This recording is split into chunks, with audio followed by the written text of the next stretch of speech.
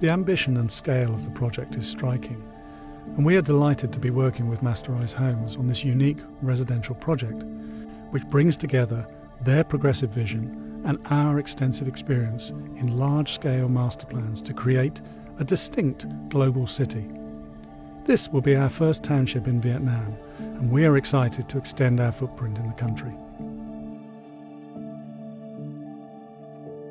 I think it was the vibrancy of the city. When you go into the city and you start to understand the culture of the place, we spent a lot of time just experiencing downtown Ho Chi Minh City, seeing how people lived and looking very closely at the architecture of the city. And I think that really influenced the thinking for us. What we wanted to do with the master plan was really learn from the traditions and the history and start to interpret that into a contemporary way. So still retain some of the traditions and history, but also create a modern master plan that suits the needs of today's living. The density of the traditional architecture is really interesting. The way that the shop houses, the narrow shop houses, are very densely closely packed together. But even so, they provide a sort of interesting differences. So you look at them and they're all very different in their detail and their materiality. And I think we wanted to learn from that and try and take some of those ideas and recreate them in the way in which we created the density for each of the different neighbourhoods for the master plan.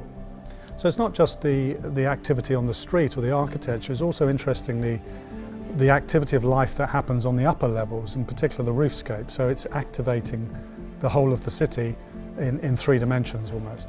If you look at the way people live in Vietnam, there's an awful lot of interaction at the street level. So that people in the evenings in particular will go out and they will socialise, and you go into the city at night time, it's a very different experience from the daytime experience.